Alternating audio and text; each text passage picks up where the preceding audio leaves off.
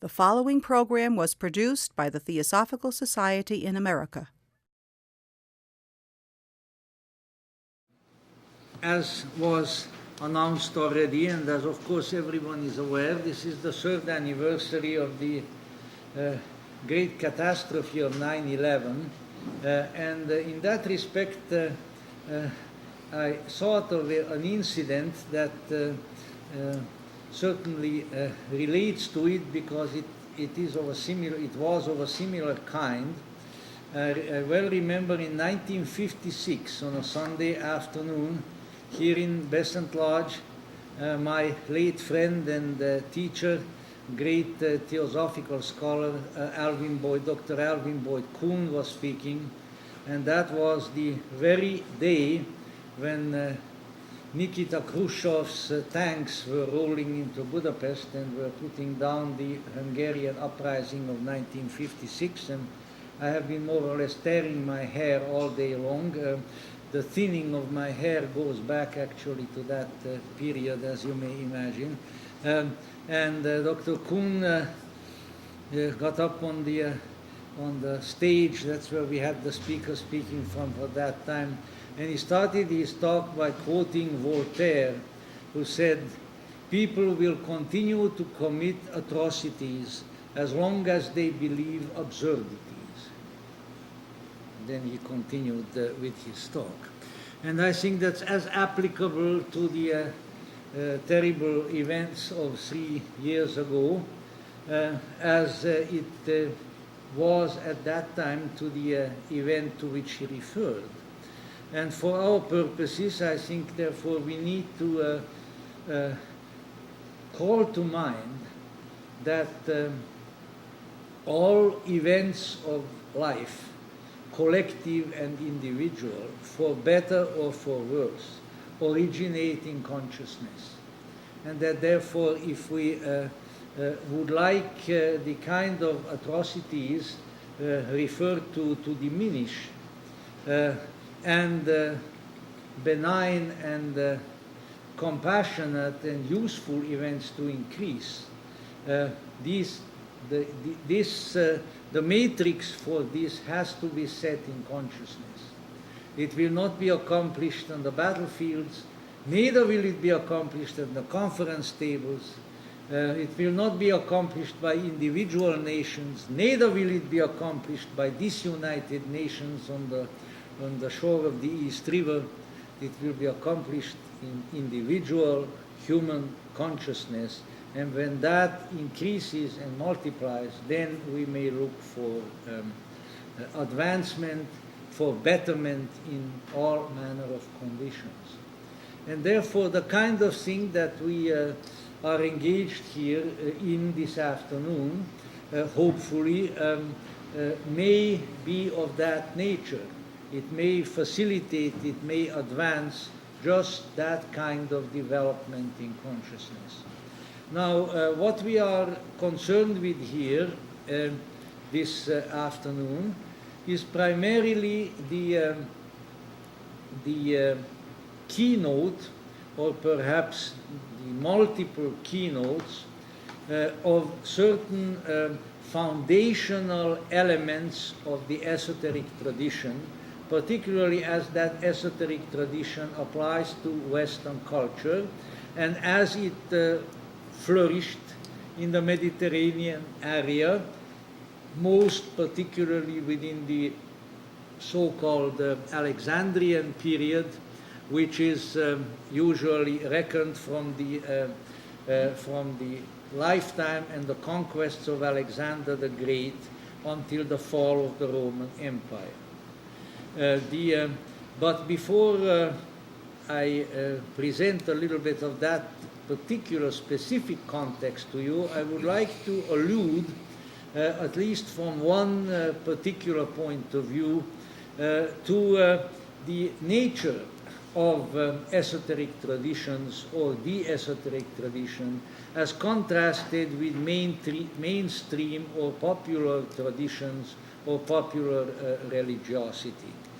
If you think for a minute of the simplest of designs or diagrams, and perhaps the most universally present, namely the two intersecting lines, one vertical and one horizontal, also known as the sign of the cross, then you may envision the horizontal line as being in the main let's say, representative of the large mainstream popular traditions of spirituality and religiosity.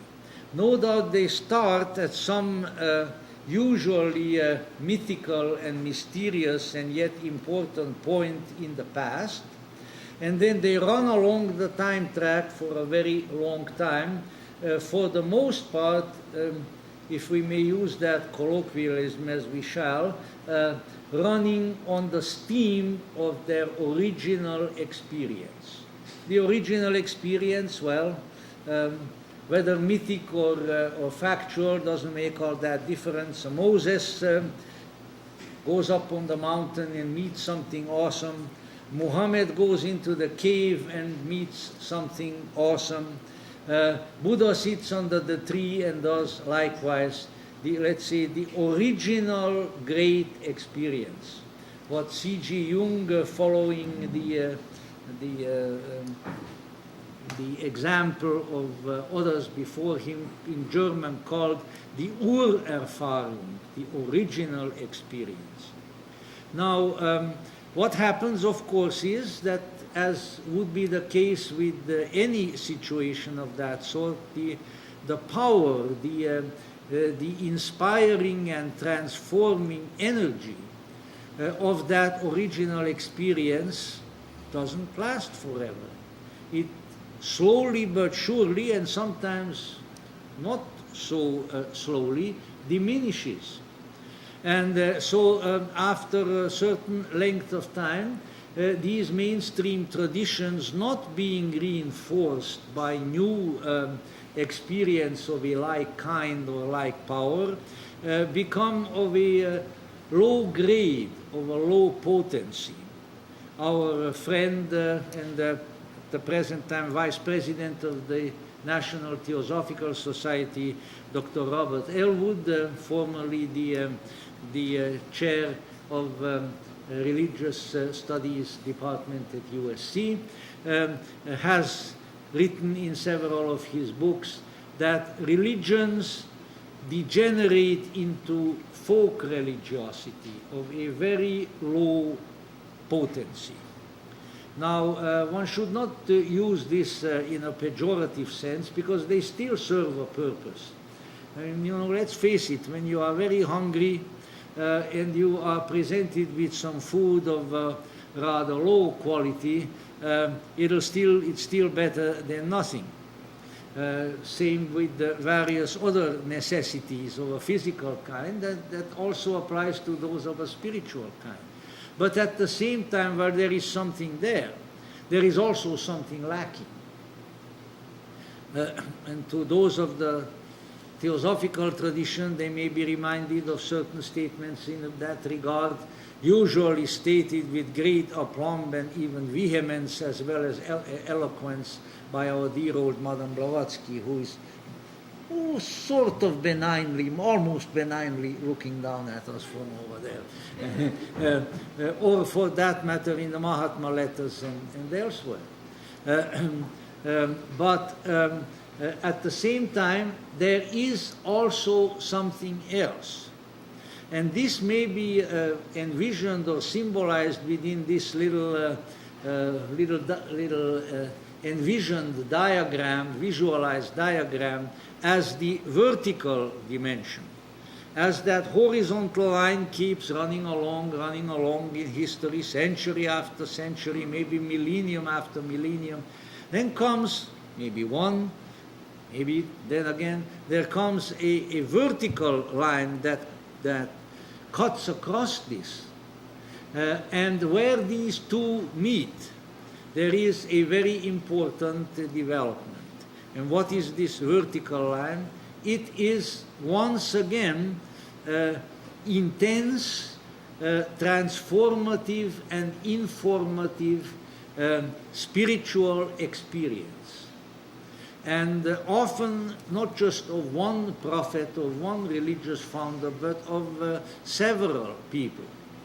And this is the origin and the essence of so-called esoteric spirituality, or the alternative reality tradition, as it has been called by some, that it comes back now once again to experience. Not merely having faith in someone else's faith, as William James once put it. To most people, faith means having faith in someone else's faith. It is second hand, third hand, fifth hand, sixth hand, and once again, you know, it gets terribly diluted. The spiritual nutrients diminish tremendously. And where does the nutrient, the spiritual nutrient, again come from? Once again, if we look into the majority of the mainstream traditions, they will tell you it comes by revelation. And by that revelation, they often mean a disclosure, primarily a disclosure of teaching and commandment from a transcendental source to a prophet or to somebody like that, which then has to be worked with and believed in for ages to come. The esoteric point of view is a little different from that. The esoteric would not deny revelation, but it would say the revelation at some point has to arise within the individual.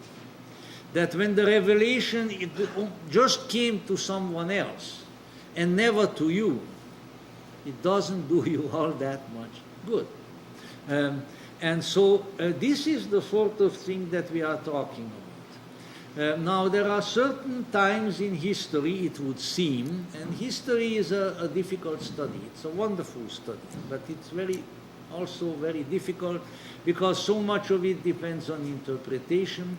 And also when there is conflict, the history is, the historical records are usually written by the winners, and then you can't quite figure out as to what an unbiased account might be. Nevertheless, it appears from the study of history that there are certain times in history when that crossing of the lines seems to occur with greater power and with greater import for the future than at other times. The Greeks, the Greeks knew everything, as we will hear from Tony concerning Plato and the Neoplatonists and so forth. And of course, as that great prophetic source of contemporary recent times, Monty Python, had declared at one point, the Greeks shall inherit the earth. I was reminded of that during the Olympics. Wasn't it? You could see it happening. In any event, the Greeks had a term for many of these things, and I think one term applied in this particular context was kairos. This is the right time of the manifestation of the gods, of the renewal of divinity. Now, all right, it would seem that such a kairos definitely occurred within that time period of the conquest of Alexander, when Alexander conquered Egypt and then actually died and was buried in a place that has never been found yet, somewhere in Egypt. And then the Roman Empire subsequently acquired, because I think Augustus Caesar actually purchased it, Egypt. And so until the fall of the Roman Empire, within that period of time, we find really a period that is a kairos. There were some very, very important spiritual events occurred in the Mediterranean area, which had momentous implications for immense periods of time. Even when people thought that some of the effects of these developments have completely disappeared, would never be found again, such as, say, just before the flowering of the Renaissance, all of a sudden out of literally nowhere, some dusty library of the Byzantine Empire came the Hermetic corpus, brought to Europe, translated by people like Marsilio Ficino and others, and it caused the spiritual renaissance along with the other kinds of renaissance. In our own times, not so terribly long ago, December of 1946, in the sands of Upper Egypt, a tremendous library discovered near the hamlet of Naj Hammadi, which has brought another tremendously important event of that Kairos now into focus again, and it is really stirring up the culture. It really is. If you keep your eye on the literature, if you keep your eye on the motion pictures, if you keep your eye on what is going on in this culture, you can see that that is happening. So this is very important to remember. For those my friends of the Theosophical tradition and dedication, let me just throw out as a little hint,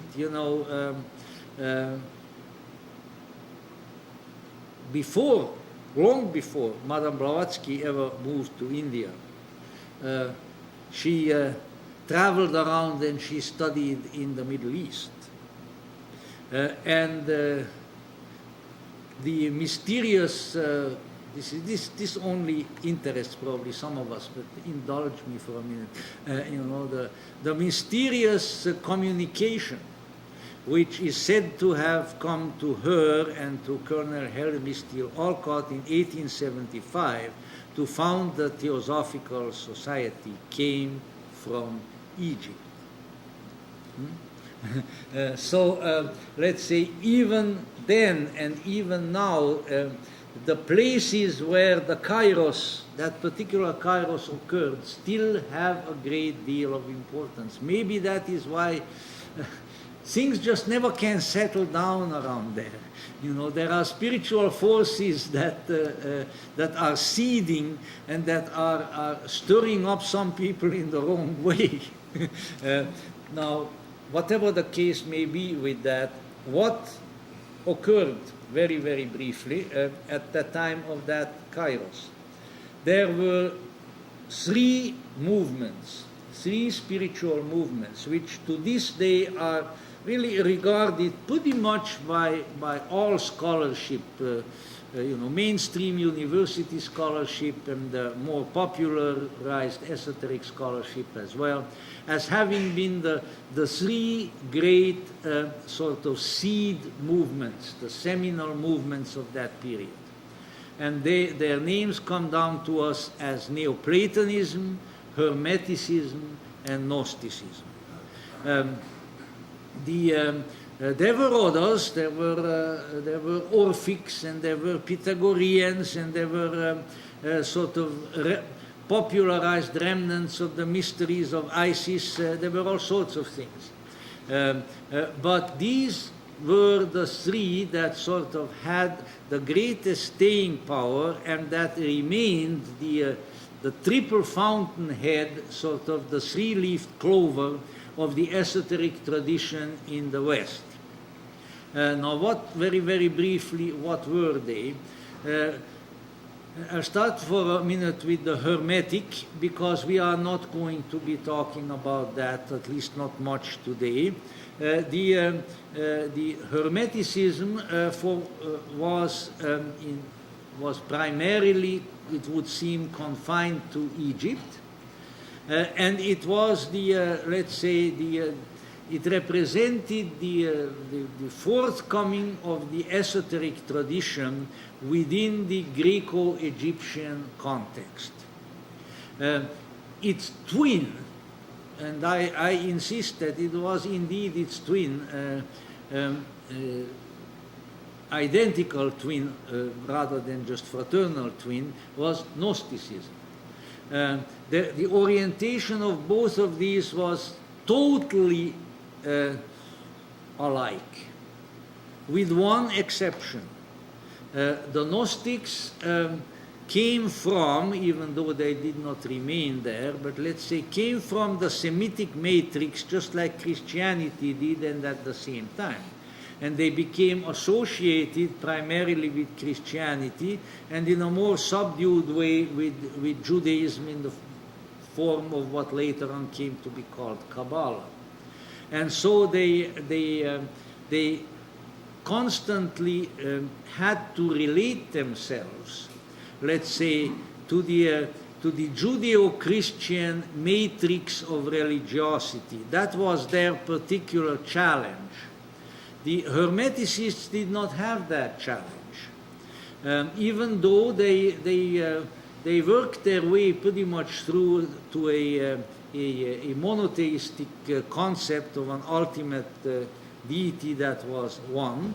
They did not have to, let's say, fight the God image, as Madame Blavatsky did, of the Old Testament God, the jealous God, the angry God, the capricious God, the one who does not isn't satisfied by just being the lawgiver, but has to be the law enforcer and the executioner as well. You know? They didn't have to worry. The Hermetics didn't have to worry about that. But their objective was identical with that of the. Their objective was identical with that of the Gnostics. They said that there exists a possibility, and this possibility is a spiritual imperative for everyone, and that possibility is the possibility of gnosis, which in Greek is called gnosis. This gnosis is an ability to know intuitively, inwardly, spiritually, of transcendental being, of things and of realities, rather, which are not ordinarily available to the individual by ways of usual ordinary cognition.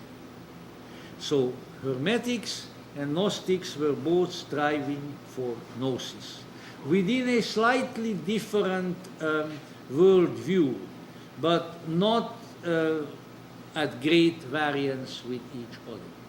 The third is the one that Tony will address by way of one of its greatest representatives, which is Neoplatonism. Because, as we will hear, coming from the monumental and tremendously revered figure of Plato, who was, I think that you could say something bad about everybody, including the Pharaoh or the Roman emperor, and you'd probably get by with it. But I'm sure that if you said something bad about Plato, you would be thrown to the dogs. Because he was sacrosanct and tremendously important. So coming from the tradition of Plato, very much from the Greek matrix, but of course by that time the Greek influence has existed in many places, particularly again in Egypt, in Alexandria, the city of Alexander, which was the center of all of these movements. And there also the emphasis came to be upon interior transformative knowing. The term gnosis may not have been used as much there, but here also the important thing was for the individual to have a transformative experience, but of course within a certain context. Now, you might say, wasn't this sort of thing around earlier too? Well, yes, it was. It was primarily present in the mysteries, which were public state institutions up to that time, but which were in decline. And so a kind of new approach to transcendental gnosis arose, which was no longer that of the formal and state-approved mysteries, such as, say, the mysteries of Eleusis or the Orphic mysteries or the mysteries of Isis or of Dionysus, but which were handled in a different manner. But the, let's say, the thrust, the ultimate objective was very similar, was to encounter the numinosum, the transcendent, the transcendental, to have an individual personal encounter with that which is beyond this world. Now, in about 3 more minutes, I'll give you how, on the whole, with some variations, all of these 3 traditions operated. Their curriculum was something like this. The first step was that of a public gathering. Well, somewhat like here. You know, we don't keep anybody out. In fact, we are trying to rope as many in as we can. You know, a public gathering wherein a teacher like Plotinus or Ammonius or somebody like that would present material that related to their particular quest. This is the place of the catechumen, of the learner. It was in a public setting, and as the result of this, there would occur or was expected or hoped for an event within the individual, which in Greek was called metanoia. It would hear that the individual would turn. This is the term that came to be adopted in English and in Christianity as conversion. Well, I don't need to tell you that what people call conversion today is something very different, of course. But it really means just to turn around. You've been going in this direction so far, which means out into the world, out after material goods, after a career, after having a good time, this, that, and the other thing. These objectives are the same today as they were a couple of thousand years ago. They are human objectives of a certain order. And then a person would say, oh, you know, there's something else. I've got to pay attention to something else in life. And therefore now I'm going to turn toward that. And that is the experience of metanoia. Now when that occurred, then the person was ready for yet more intense instruction. And he would then receive philosophical and catechetical instruction in a small group, sort of like a select group of those who have had their metanoia, who are now determined and who have that inward commitment. The third step would be now of an individual nature, one pupil, one master or teacher at a time. And this would, I am not so sure with Plotinus and the Neoplatonists, Tony will tell us about that, but certainly among Hermetics and Gnostics, generally was organized on the pattern of the ascent through the planets. Now, that doesn't mean that these boys and girls were put on a spaceship, you know, and now, all right, now, today we are going to go on the Hermetic spaceship to the moon, and then the day after tomorrow to Mercury, and then to Jupiter, and so forth. But rather that each one of the 7 planets, and beyond them the zodiacal circle, the so-called 8th sphere, the Ogdoad, and so forth, were envisioned as psycho-spiritual experiences of having particular keynotes. The planetary names were symbols, were glyphs for these keynotes. And so with the under the instruction of the single spiritual teacher, the people would be led through these steps one by one. And then, of course, what would happen after that? After that, there would be that which is beyond the steps, beyond the ladder. After all, we don't climb a ladder just to climb a ladder or a stairway, although maybe some people might use it for exercise nowadays, but I haven't really heard so much that that is the newest form of aerobics or whatever the case may be. But you climb a ladder or a stairway in order to get somewhere. And so then the last step is really that, getting there. And maybe being there, as that movie called it, you know. And that is the, let's say, the sort of the highest mystery liturgy, wherein the individual, having gone through the various steps of these experiences of consciousness, now confronts ultimate transcendence in and beyond the ogdoad. That now which is without qualities, and which is probably the highest kind of transcendental experience that the individual can have. Well, one can only theorize about these things, but it would be rather likely to be the equivalent of enlightenment as experienced by the Buddha and his disciples, high forms of samadhi as experienced by the yogis, and so forth.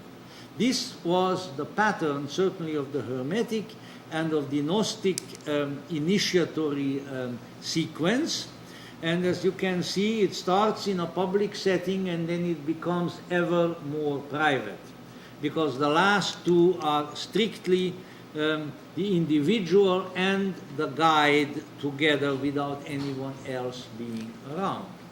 And it is in this manner that so many people have these forms of experiences. So keep in mind, at least as far as I can see, everywhere, even where maybe the philosophical, the intellectual framework was the heaviest, which appears to be among the Neoplatonists, the objective was transcendence. The objective was not just to get another system of belief, not just another set of symbols, but to come, even though step by step, to the confrontation with the ultimate reality, with the total and real transcendence. All right. This, I think, will give you a little of the context within which now we are going to evaluate one after the other two of the great representatives of these traditions. Valentinus, the Gnostic, who, according to Madame Blavatsky's acknowledgement, and of course many others, was the person in whose life and in whose mission and writings that particular tradition reached its highest flowering, and Plotinus, about 100 years later, in whom the Neoplatonic tradition achieved its greatest flowering. And on the hand of the experiences and the teachings of these two outstanding figures, hopefully we will all gain a useful and usable impression of these great foundations of the esoteric tradition. So at that point I'll stop, and let's see. Yeah, I think I'll turn it over now for a period of time to my colleague, who will continue now with Plato, and then we will have a short question period and break, and sometimes later on we'll have a larger break. Only, however, if you leave some cookies to be still present by the second break. If you eat them all once, then we are not going to have a second break, okay? Well, that's the breaks. In any event, here is Tony. Well, thank you. To sort of just connect a little bit with what Stephan has said in a little bit of a different way, is that about 20 years or so ago, Euston Smith, the philosopher of religion, really wrote a paper that I'm sorry has not had the impact that he wanted it to have, but in it he was saying that Greece and its combination of religion, philosophy, and literature, really needs, for that period of time from about 500 BCE to 500 the Common Era, needs to be considered a religion. It's seen as a single unit with all its differences. And he says if we see Hinduism with all of its literature and its 6 schools of philosophy, if we sort of combine all of that is in one entity when we study it as Hinduism, that the same really needs to be done with Greek thought and the Greek history. So because it seems again that these various schools that flowered within Greek philosophy really had a diffusion all through the region of the Mediterranean, and you had very different changes that took place over time. I always think that when we pick out certain of the key figures in any movement, like Besant or Blavatsky, and yet, if you look at the journals, there are a number of other people who are very hugely important in keeping the movement together through any period of history. And the same thing really is happening in the diffusion of the philosophy. It's not something that remained the same in any manner. It was philosophy by its nature of raising questions and critiquing and finding new kinds of syntheses is really something that is always going to be at least moved by the generation of heat, if not light. I mean, there's going to be heated arguments, there are going to be disagreements, there are going to be all kinds of dispositional changes as such. So it's going to keep going and being modified. There's no, at least my experience in the 20th and 21st century, things haven't changed in that regard in any way. You have people who are continually refining their own thought over a lifetime and seeing it in terms of different interconnections as they broaden their own studies, so that somebody at one point in time who, like when I was in grad school of philosophy in the 60s, Plotinus or Plotinus, as he was more usually called, was sort of not a figure of importance. The expression Neoplatonism is a historical term that was really raised by some German philosophers of history about 200 or 300 years ago, and often they were really they were calling them Neoplatonists not in a complimentary way, but it was like sort of a weakened, diluted form of Platonism. Often at that time it was assumed, with perhaps some racial bigotry, that Plotinus, for example, was an Egyptian, and that by nature of being an Egyptian was of a lesser cognitive pedigree than a Greek, and so that this was sort of maybe the beginning of a decadence in the Platonic, the unfoldment of Platonism. Things have changed, very greatly then since the 60s for a number of different reasons.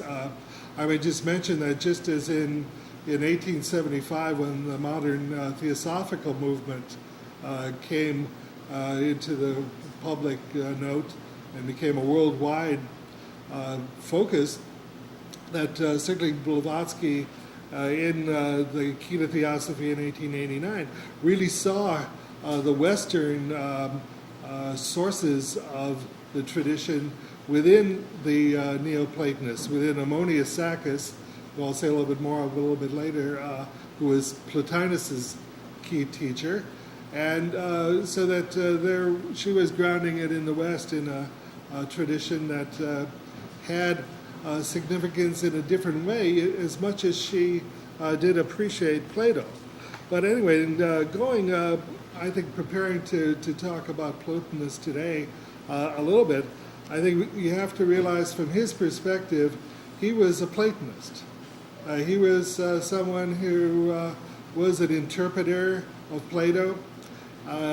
All through his work, except when he writes against the Gnostics, he's very respectful of all philosophical traditions, and I think is quite courteous about any kind of mistakes people might have made or misemphases, including Plato. But I think his work, though, is grounded so much in certain aspects of Plato that we probably have been exposed to in our lives, that I just thought I would mention a few of them now, because so often these things are very implicit in the underpinnings of what happens in the so-called Neoplatonic movement, but they're not explicit. They're not brought out for attention as such. So just to review a few of them then, which again I won't spend a lot of time on because I suspect you know them all too well. The first work coming from the Republic, of course, is the famous allegory of the cave, which I think is one of the most centrally used metaphors of all time, and it's used in so many different contexts. I think I don't know that I've ever probably experienced any one bit of literature that's used so much to illustrate so many things in the last 50 years of my lifetime anyway. But nonetheless, in it, if you recall, the basic story entails that there are a group of prisoners who are chained up and they're only seeing a world of shadows. They have no idea what the reality is because all they're limited in what they're seeing by the situation they're in. I think in the most basic way of seeing this continually is within the limits of our own culture, the limits of our own demands of the outer world as such. In the allegory, again, someone is able to get out of that enchained position and slowly goes up from the cave. The ascent, as Stephan has talked about, the ascent toward the Numen, and of course experiences the pain of blindness, when you encounter the sun for the first time, the sense of the illuminating power of that realm. And, gradually then, of course, in the allegory, it's presented that the person, in this case, who finally gets up to apprehend the true nature of things, the true reality, the philosopher in that particular context, then comes down back into the cave and unsuccessfully probably will try to communicate with those who are still chained. And so this basic notion of the ascent is grounded in this particular work in the sense of getting away from a scene that is not adequate to the reality to really be having the experience of something that is adequate to the reality.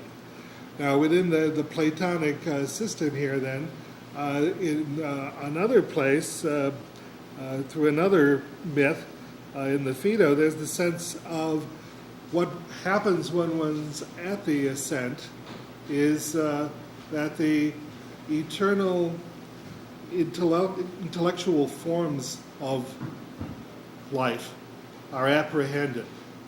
And again, within the teaching in the Republic, the sense is that, as Stephan was saying, in terms of the schooling that would be vowed, in this philosophical tradition, the step from the shadows up to the top, the intermediating step, really is mathematics, in which the person has to become acclimated to dealing with symbols in a way that are not tied to just mere perception or sensation. You have to find a way so that you're comfortable in understanding the realm of the abstract in that manner. And this, in a sense, is the preparatory element. And then once you get, then again, that apprehensive capacity to be acute, then you're able to have the development of direct knowledge, or again, noesis as the Greek word would be, of these eternal forms.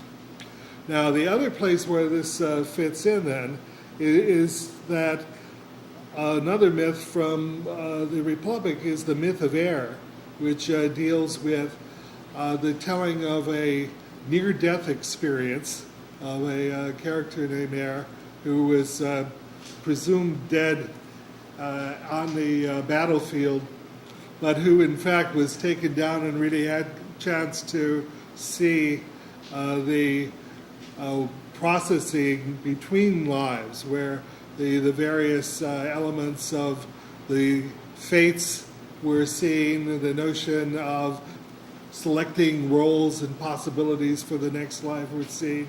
And the sense was that, though again, in terms of the way these fit together, that at each point in life before life, we are exposed to these eternal forms. So forms of goodness, of beauty, of justice, these higher terms within the Greek pantheon, we've been exposed to them, but when we come back into the sensory world, we forget them. They get lost in the shadows.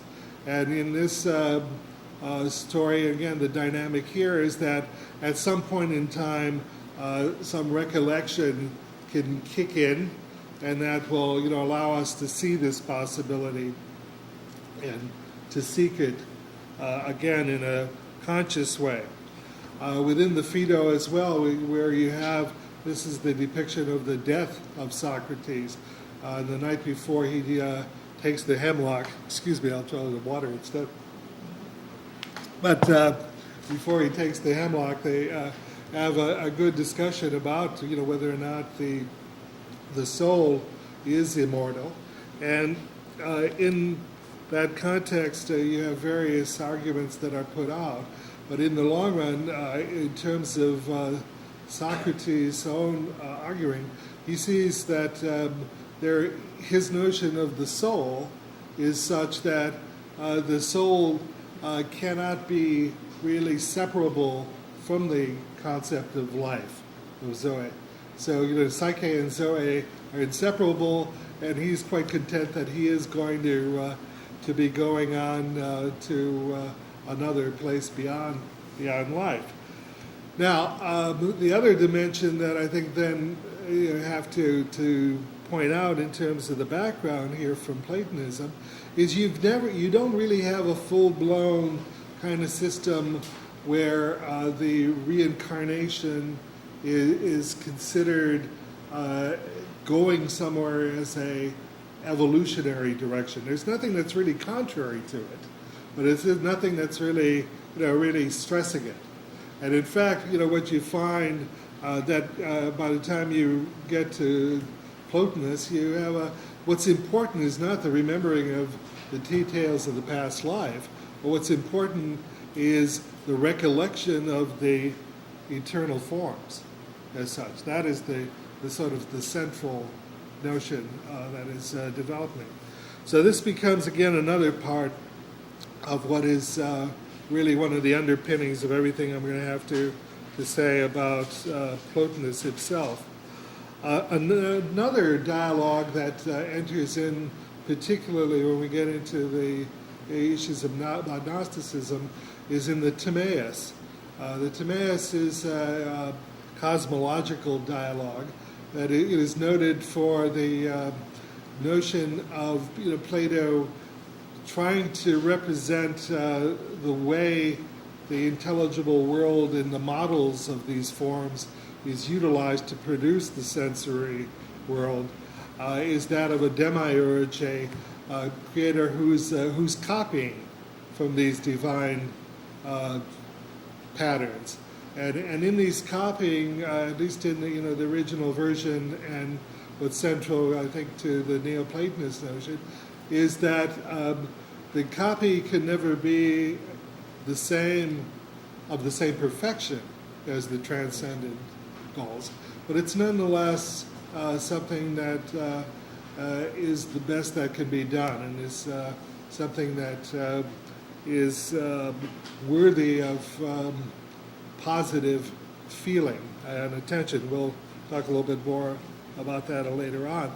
And it's interesting to note, though, that that particular dialogue at the time, where Plato's writing it, there's no real interest terribly in the demiurge at all at that period of history. This is something that didn't seem to touch anybody's imagination as a creation myth. I mean, you already had in the literature the creation myths from Hesiod and other sources that were much more important. So this was seen again as showing this kind of model of imitation that was involved in Platonism, but it wasn't a terribly big deal. It will, again, carry with it more importance as we get down to talking about the 3rd and 2nd century BC. And finally, and I think one of the most important things that is in Plato, the 7th letter, that really indicates that the limits of language, the limits of what can be conveyed in any symbolic sense as well. It comes down to that, the presence of the person who has experienced these things becomes a source of experience and I think a source of inspiration to others. Just as Plato felt that dimension within Socrates, then we're going to see later on that Plotinus is going to feel the same way about Ammonius Saccas, and then his student Porphyry is going to feel the same way really about Plotinus, and that there is something then that I think grounds the reality of some of these abstractions, whether or not they be allegorical or mythical, with the sense that this really means something in terms of personal experience, because it's so clear in the way this people treats others. It's so clear in how what he represents is such a high ethical standard in the way he lives. So I think that if we carry with us this set of allusions that are really important as the underpinnings, with the notion that really these aren't things that Plotinus directly develops or makes commentaries on for the most part, but they're implicit in what he's doing. They're things that are within his tradition that he has really felt strongly and is not about to argue against. Because what he's going to do will be some things that are very different. And so I will say that when we get to my next section, when I talk about it a little bit more, is that you're not going to have him really trying to look at the world in terms of Plato's Republic, for example. I think there's no doubt he understands it. He also even proposes to the emperor at the time in Rome a Platonopolis, an opportunity to try to create such a city, which doesn't get funded, of course. But he's aware of that, but he's not a political theorist. By the time we go really from Plato's time to Plotinus's time, there's a shift now. Instead of really seeing so much humanity within the realm of the state, within the realm of the Republic of Plato, or else in the laws of Plato, it's not that dimension anymore. You're now seeing really the individual in terms of a different kind of goal. Giovanni Reale, the Italian scholar of that period, says the school of Plotinus tended toward a new and further goal than the original one in Plato. It wanted to teach men to free themselves from an earthly life, to be reunited with the divine, and to be able to contemplate it up to the peak of a transcendent ecstatic union. So, whereas these other frameworks in Plato were there to illustrate the kind of movement that's involved, they were not the primary focus of Plato himself. By the time you get into the centuries that we're talking about, it's shifted and focused now where this is seen as an individual form of experience with the noumen that is in itself important in a way that, as Stephan was saying in the introduction, that it's through the changes of individuals in this manner that the world changes, not necessarily in the framework of the society as a whole.